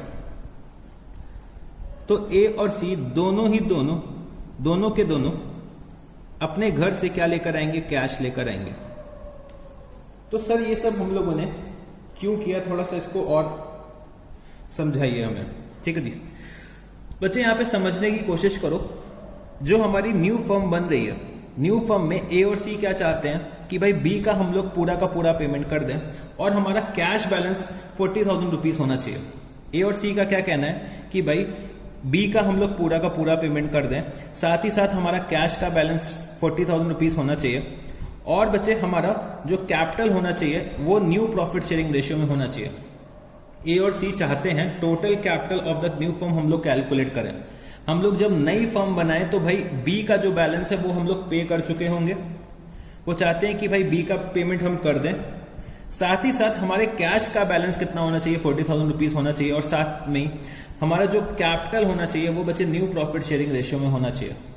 तो मेरे को यहां पे क्या करना पड़ेगा, एडजस्टेड कैपिटल निकालना पड़ेगा ए और सी का।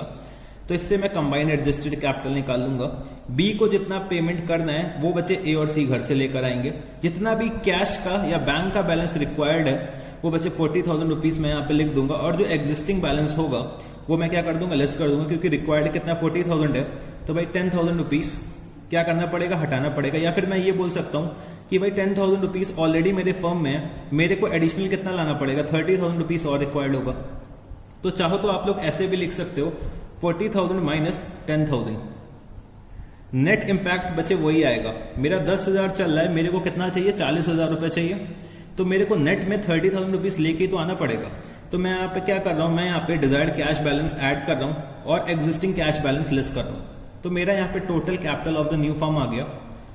फिर बच्चे capital in the new firm मैंने ए और सी का निकाल लिया, और इनका एडजस्टेड कैपिटल बैलेंस था 80,000, 1,20,000 रुपीज। वो बच्चे मैंने कंपेयर करा इनके capital in the new firm से, तो दोनों का शॉर्ट निकल के आ रहा है। तो ए और सी अपने घर से 60,000 रुपीज एंड 20,000 रुपीज लेकर आएंगे। तो ये होता है बच्चे मेरा केस नंबर 4। तो चलो अब हम लोग क्वेश्चन बैंक में आते हैं और इससे रिलेटेड केस नंबर 4 से रिलेटेड एक क्वेश्चन सॉल्व करने की कोशिश करते हैं। तो आप लोग ओपन करिएगा question number 39।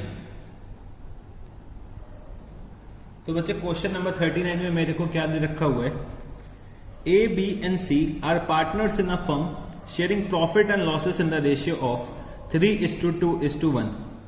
Their balance sheet as at 31st March 2018 is creditors 30,000 rupees, bills payable 16,000 rupees, general reserve 12,000 rupees। तो मैंने यहाँ पे जनरल रिजर्व को अंडरलाइन कर लिया कि ये बैलेंस मेरे को डिस्ट्रीब्यूट करना पड़ेगा। कैपिटल अकाउंट के बैलेंसेस दे रखे हुए हैं, ए का 40,000 रुपीज, बी का 40,000 रुपीज, सी का 30,000 रुपीज, टोटल हो जाएगा 1,10,000 rupees.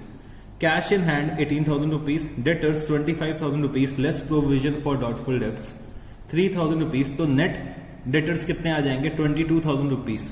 Stock 18,000 rupees, furniture 30,000 rupees, machinery 70,000 rupees, goodwill बचे 10,000 रुपीज की आ रही है। तो ये गुडविल को मेरे को राइट ऑफ करना पड़ेगा, तो मैंने गुडविल को भी अंडरलाइन कर लिया है। अब मेरे को दे रखा हुआ है B retires on 1 April 2018 on the following terms. Provision for doubtful debts be raised by ₹1,000, stock to be depreciated by 10% and furniture by 5%. There is an outstanding claim of damages of ₹1,100 and it is to be provided for. Creditors will be written back by ₹6,000. Goodwill of the firm is valued at ₹22,000. Bills paid in full with the cash brought in by A and C. तो यहां पे बच्चे bills नहीं होगा, यहां पे क्या हो जाएगा B will be paid, B will be paid, इसको सही कर लेना। B will be paid in full with the cash brought in by A and C in such a manner that their capitals are in proportion to their profit sharing ratio and cash in hand remains at ₹10,000।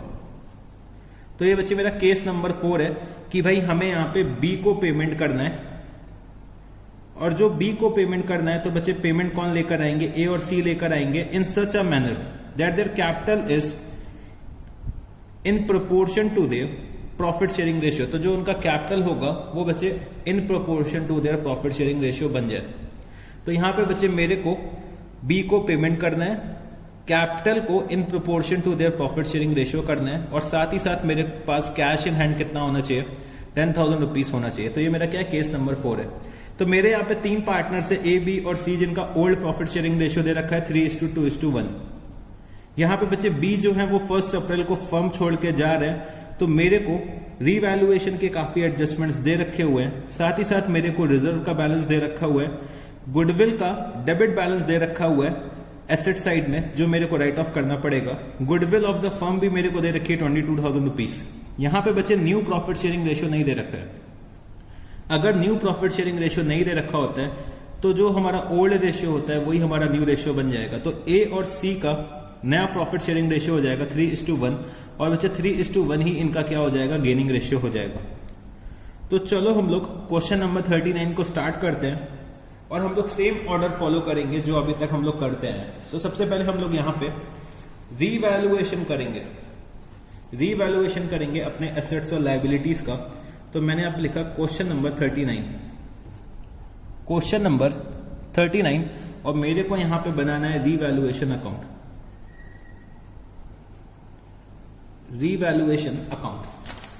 तो बच्चे revaluation account को हम लोग debit करते हैं अगर मेरे को दुख हो रहा है, और हम लोग क्रेडिट करते हैं अगर मेरे को खुशी हो रही है। तो रीवैल्यूएशन अकाउंट मेरे को यहां पे बनाना है। तो यहां पे दे रखा हुआ है provision for doubtful debts be raised by ₹1,000। तो बच्चे मेरे को प्रोविजन इंक्रीज करना है 1,000 रुपीज से। तो मैंने यहां पे क्या लिखा, to provision for doubtful debts 1,000 rupees. Stock is to be depreciated by 10% and furniture by 5%. तो मेरे को यहां पे स्टॉक को डिप्रिशिएट करना है 5% से, तो मैंने यहाँ पे लिखा टू स्टॉक अकाउंट। स्टॉक को डिप्रिशिएट करना है 10% से, तो 18,000 का अगर मैं 10% निकालता हूं तो 1800 रुपीज। और फर्नीचर को मेरे को डिप्रिशिएट करना है 5% से, तो टू फर्नीचर अकाउंट। फर्नीचर की वैल्यू दे रखी हुई है 30,000 रुपीज, तो 30,000 का 5% कितना हो जाएगा 1500 रुपीज। फिर दे रखा हुआ है there is an outstanding claim of damages of rupees 1100 and it is to be provided for. तो बच्चे मेरी लाइबिलिटी इंक्रीज हो रही है, तो मैं क्या करूंगा, डेबिट करूंगा, क्योंकि मेरे को दुख होगा अगर मेरी लाइबिलिटीज इंक्रीज होती हैं। तो मैंने यहां पे लिखा to outstanding claim for damages, to outstanding claim for damages amount है 1100 रुपीज।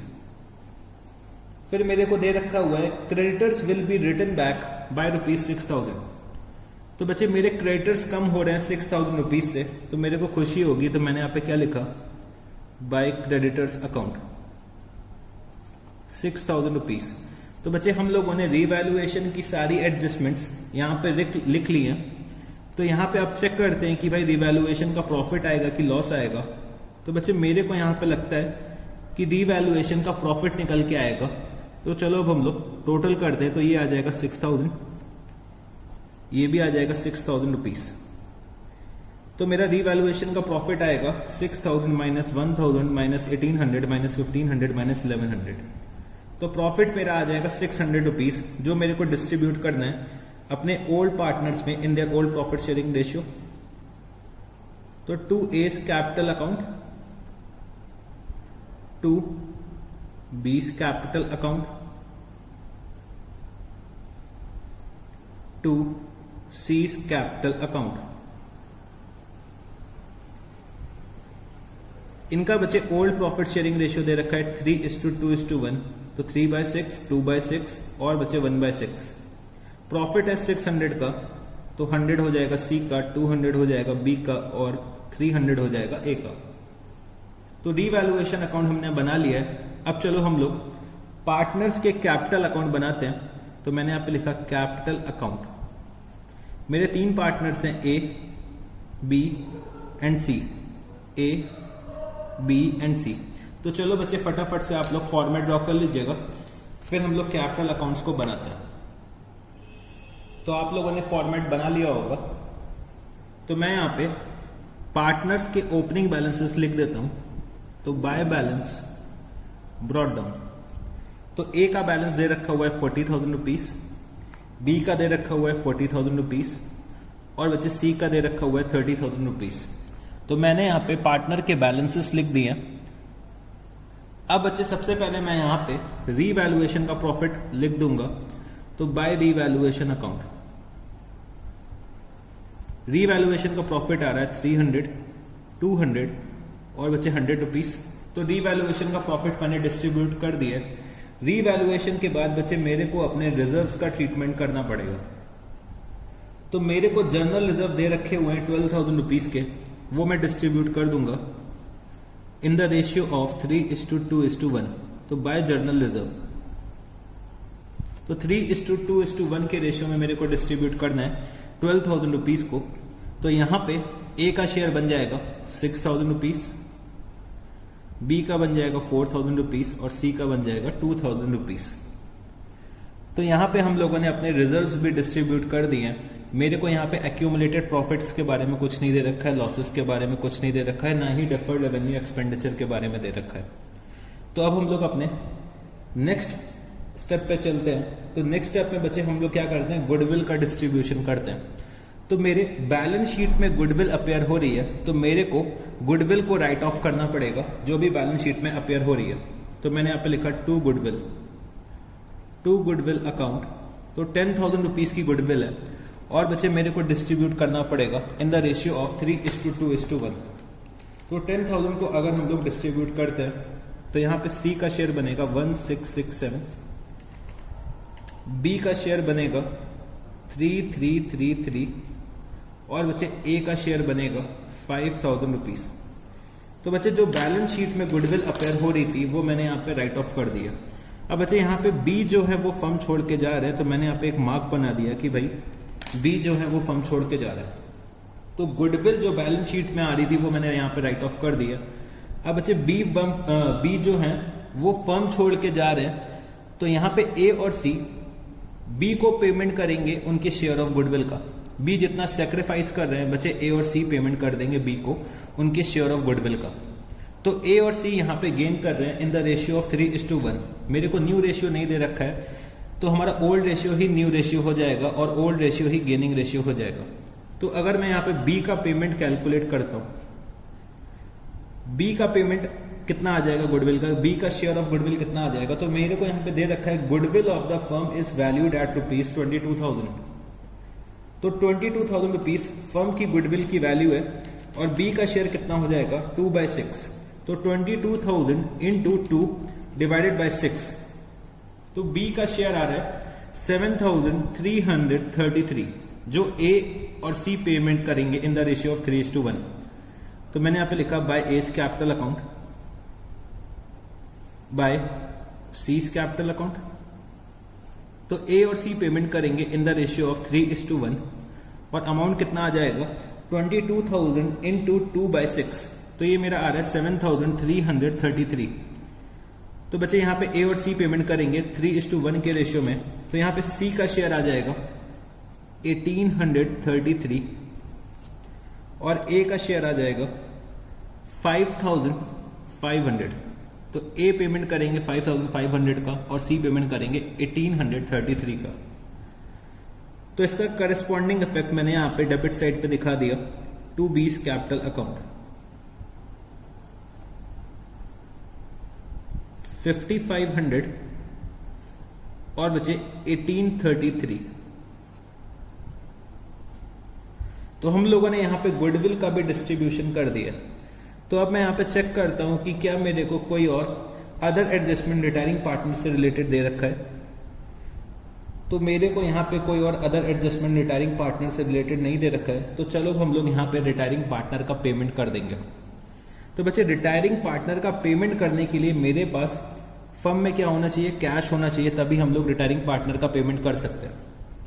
अब बच्चे यहाँ पे समझने की कोशिश करना, मेरे फर्म में कैश कितना आ रहा है 18,000 रुपीज का कैश आ रहा है और मेरे को अप्रोक्सीमेटली पेमेंट करना पड़ेगा। तो 40,000 प्लस जो भी ये सब दे रखा है माइनस 3333, तो मतलब अप्रोक्सीमेटली पेमेंट जो आएगा वो मेरा 50,000 के अप्रोक्स पेमेंट आएगा और मेरे फर्म में कैश कितना है 18,000 रुपीज का है।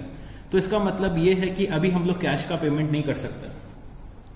कैश का पेमेंट तभी कर पाएंगे जब ए और सी घर से पैसा लेकर आएंगे और हमारा डिजायर्ड कैश बैलेंस कितना हो जाएगा 10,000 रुपए हो जाएगा। तो पहले क्या करना पड़ेगा बच्चे, ए और सी जब तक घर से पैसा लेकर नहीं आएंगे तब तक हम लोग बी को पेमेंट नहीं कर सकते। तो पहले मेरे को कैपिटल एडजस्टमेंट करना पड़ेगा। तो अदर एडजस्टमेंट्स में मेरे को क्या दे रखा है, कैपिटल एडजस्टमेंट दे रखा है।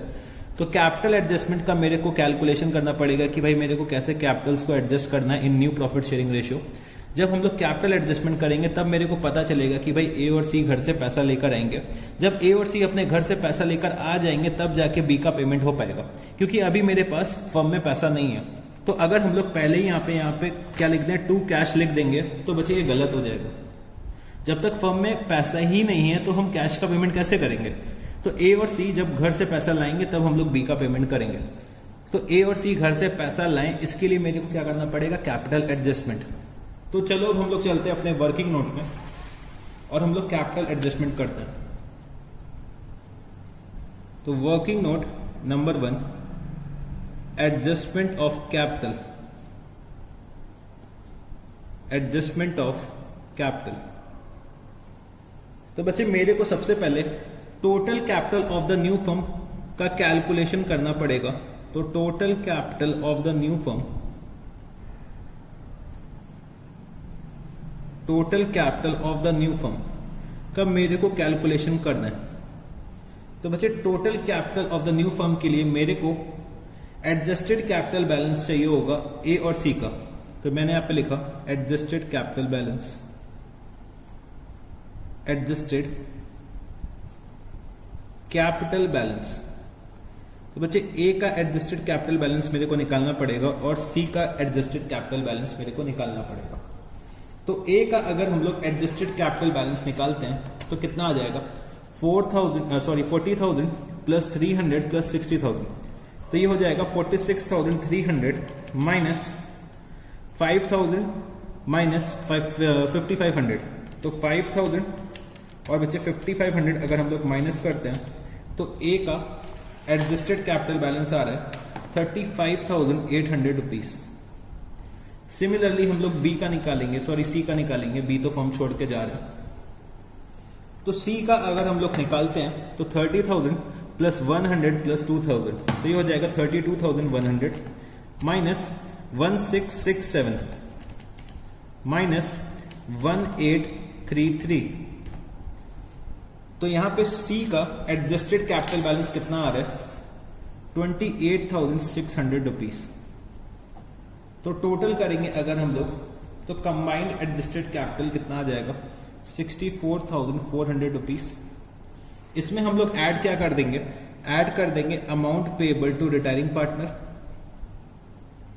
तो amount payable to B, B जो है वो फर्म छोड़ के जा रहे हैं, तो अमाउंट पेएबल टू बी मेरे को यहां पे कैलकुलेट करना पड़ेगा। तो अगर हम इन सबको ऐड करते हैं तो कितना आ जाएगा, तो बच्चे 40,000 प्लस 200 प्लस 4,000 प्लस 5,500 प्लस 1833, तो ये आ रहा है मेरा 51,533 माइनस 3,333। तो बी का पेमेंट निकल के आ रहा है 48,200 रुपीज। फिर बच्चे इसमें हम लोग ऐड क्या कर देंगे, डिजायर्ड कैश बैलेंस।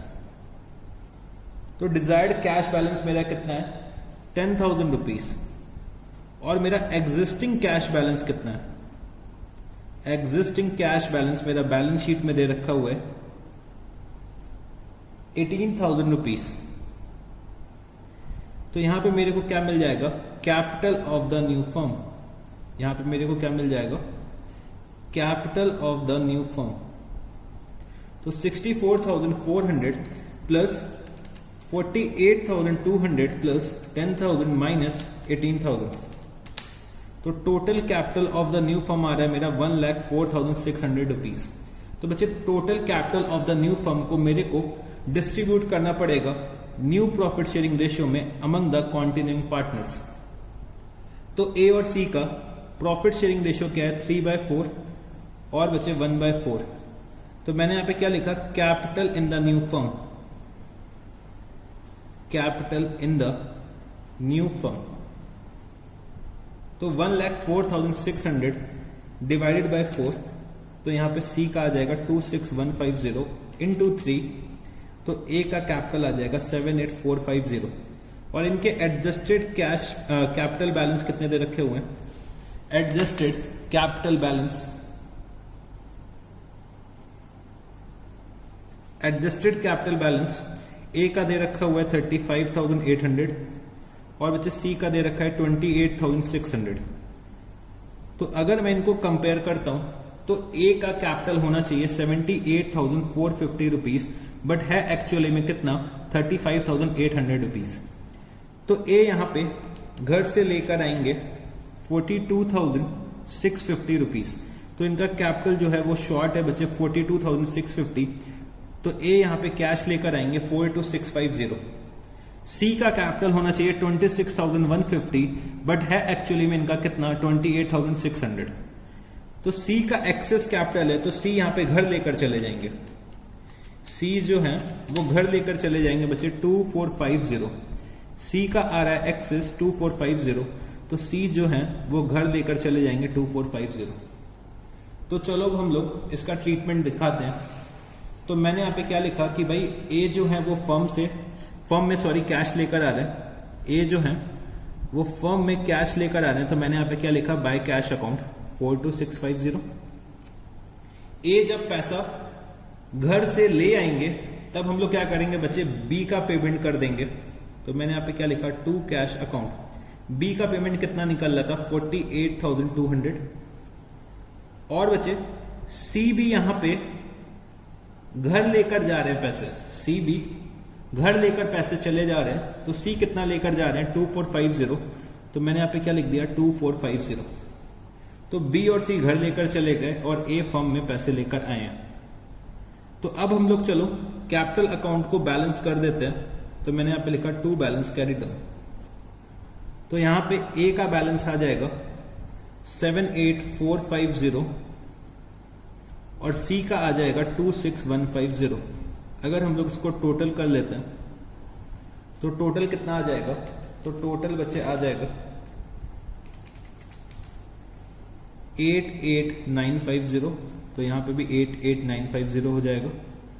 और बच्चे अगर बी का करते हैं तो बी का हो जाएगा 51533।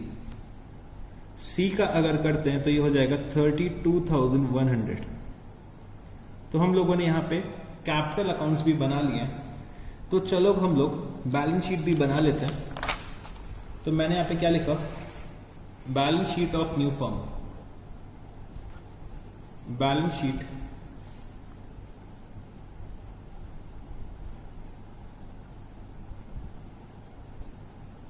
Sheet of new firm as at 1st April 2018। तो balance sheet of the new firm as at 1st April 2018। तो बच्चे मेरे को अपनी प्रीवियस बैलेंस शीट को बेस बनाना पड़ेगा न्यू बैलेंस शीट को बनाने के लिए। तो मैंने यहाँ पे लिखा क्रेडिटर्स बच्चे मैंने रीवैल्यू करे थे और क्रेडिटर्स का जो अमाउंट है वो 6,000 रुपीज से कम हो गया है। तो क्रेडिटर्स अब मेरे हो जाएंगे 24,000 रुपीज के। बिल्स पेबल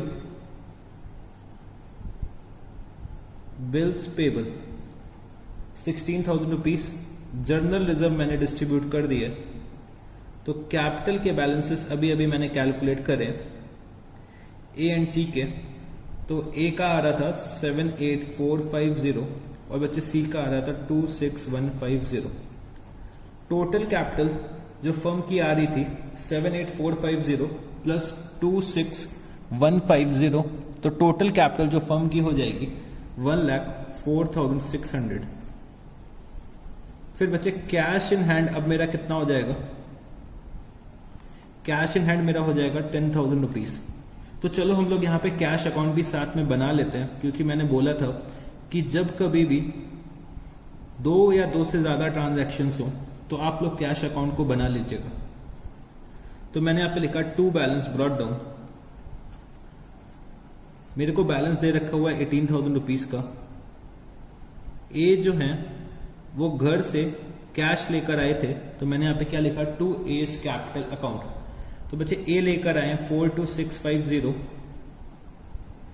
और हम लोगों ने फिर बी का पेमेंट कर रहा है, तो by B's capital account. B का पेमेंट हमने करा है कितना 48,200 रुपीज। और साथ ही साथ सी भी घर लेकर कुछ पैसा चले गए, तो मैंने यहाँ पे क्या लिखा बाय सीज कैपिटल अकाउंट 2450। तो अगर मैं अब बैलेंस कैरी डाउन निकालता हूं तो बैलेंस कैरी डाउन कितना आएगा, तो अगर मैं इसका टोटल करता हूं तो ये आ जाएगा 60650 60650। और बच्चे इसमें से हम लोग लेस क्या कर देंगे, बी और सी जो घर लेकर गए। तो अगर मैं इसमें से लेस करता हूं 60,650 में से लेस करता हूं 48,200 और बचे 2450, तो मेरा डिजायर्ड कैश बैलेंस आ जाएगा 10,000 रुपीज। तो 10,000 रुपीज मैंने यहाँ पे कैश इन हैंड लिख दिया। अब मैं यहाँ पे लिख देता हूँ डेटर्स। तो डेटर्स मेरे को दे रखे हुए हैं 25,000 रुपीज के, और इसमें से मैं लेस कर दूंगा प्रोविजन। तो बच्चे हम लोगों ने प्रोविजन इंक्रीज करा था 1,000 रुपीज से, तो मेरे नेट डेटर्स हो जाएंगे 21,000 रुपीज। फिर बच्चे हम लोगों ने स्टॉक को डेप्रीशिएट करा था 10% से, तो 18,000 माइनस 1,800, तो स्टॉक की वैल्यू आ जाएगी 16,200 रुपीज।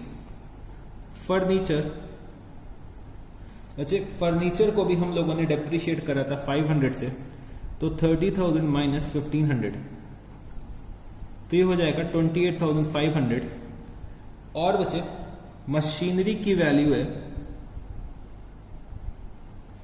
70,000 रुपीज। तो मेरे ख्याल से मैंने सारे आइटम्स बैलेंस शीट में लिख दिए, तो चलो एक बार हम लोग टोटल करके देखते हैं। तो बच्चे एक आइटम शायद हम लोगों से छूट गया है, outstanding claim for damages. Outstanding claim for damages, तो outstanding claim for damages 1100 rupees दे रखा हुआ है, तो वो भी मैंने यहाँ पे लाइबिलिटी साइड में लिख लिया है। तो चलो अब एक बार फिर से टोटल करते हैं बैलेंस शीट का और चेक करते हैं कि भाई बैलेंस शीट का टोटल टैली कर रहा है कि नहीं कर रहा है। तो 24,000 प्लस 16,000 प्लस 1,04,600 प्लस 1100 रुपीज। तो मेरा यहाँ पे लाइबिलिटीज साइड का टोटल आ रहा है 1,45,700। अगर हम लोग एसेट साइड का टोटल करते हैं तो एसेट साइड का टोटल आ रहा है 1,45,700 रुपीज। तो अगर बच्चे हम लोगों ने सब कुछ सही कर रखा है तो हमारा जो बैलेंस शीट का टोटल है वो बच्चे टैली कर जाएगा। तो हम लोगों ने यहाँ पे क्वेश्चन नंबर 39 कंप्लीट कर लिया है, जो हमारा केस नंबर 4 से रिलेटेड था कैपिटल एडजस्टमेंट का। तो चलो बच्चे अब आप लोग ब्रेक ले लो 10-15 मिनट का, फिर हम लोग ब्रेक के बाद मिलते हैं और टॉपिक को थोड़ा सा और आगे लेकर चलते हैं। तो आप लोग ब्रेक ले लीजिएगा, फिर हम लोग मिलते हैं ब्रेक के बाद।